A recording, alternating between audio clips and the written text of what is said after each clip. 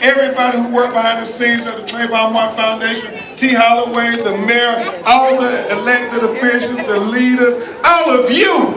Thank you all, and I want you to make some noise first for one of the baddest brothers ever to appear on the movie screen.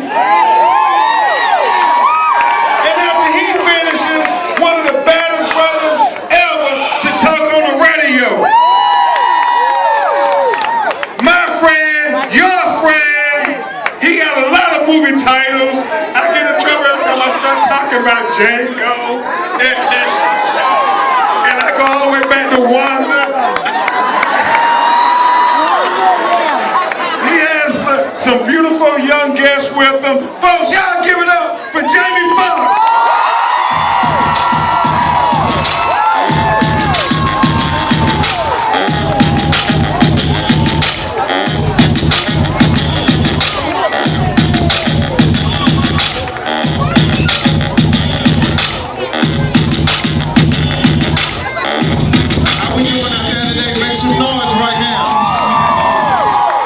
First of all, I don't want to take too much time because I know y'all burning up out there, but I know it's hot. I see the church fan going at the Hallelujah Jesus is hot out here, Jamie. They said, Jamie, why you got that Trayvon Martin shirt on? That ain't in no more. He's in Hollywood. I said, well, Trayvon Martin's still dead. And his mother still grieves. Father still grieves. His brother still wonder where my brother at.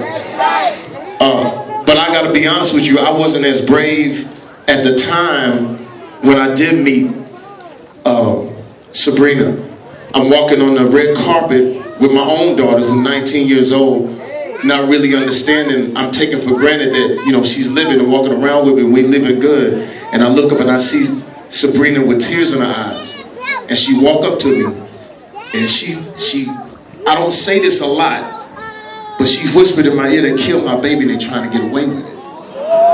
And I said, well, they're not gonna get away with it.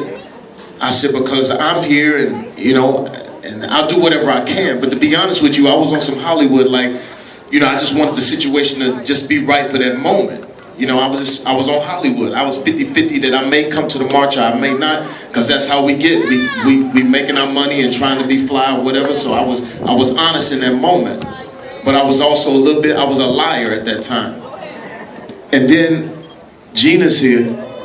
Harry Belafonte's daughter is here. Now, I'm supposed to get an award that night. I'm supposed to get a life achievement award, whatever that means. I'm thinking I'm still young, you know. Seems like such an old award to give a.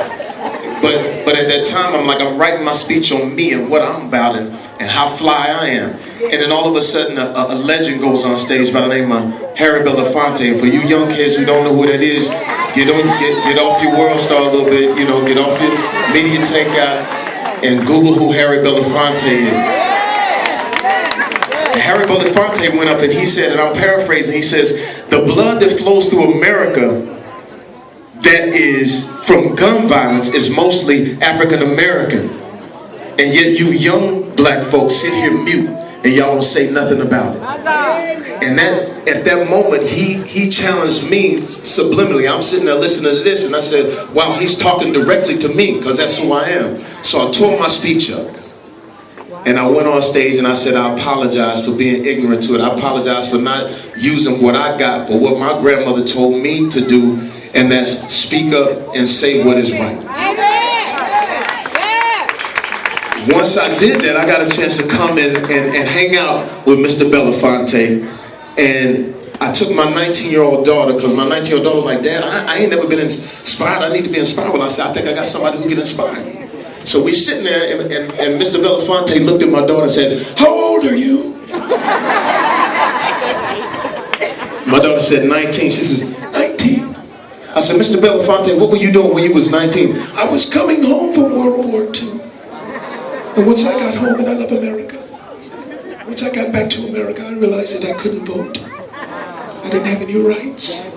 So myself, Julian, Jesse, Martin, we marched.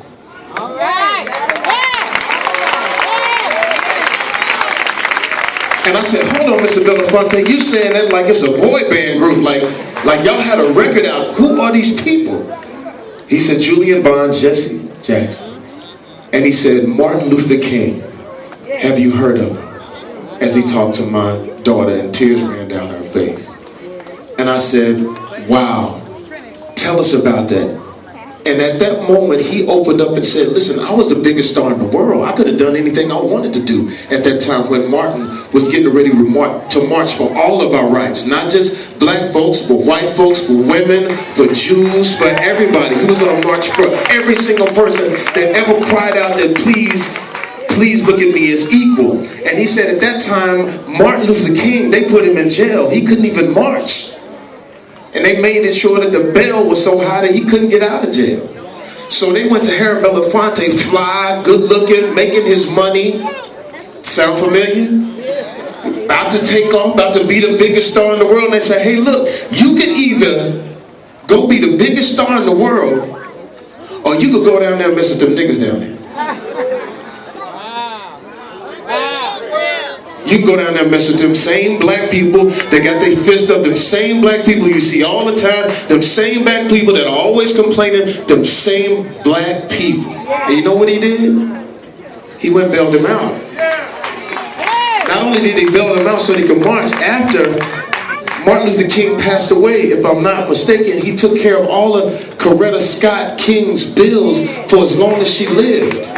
And to this day, at a seasoned age of 87, he's still on it. And he looked at me and said, what you gonna do? He said, you just gonna be young and fly, or you gonna do something? So what I'm doing absolutely is nothing. It pales in comparison to what they've done. I just want to let you know that Tracy, Sabrina, Javaris, I told them, I said, you got me for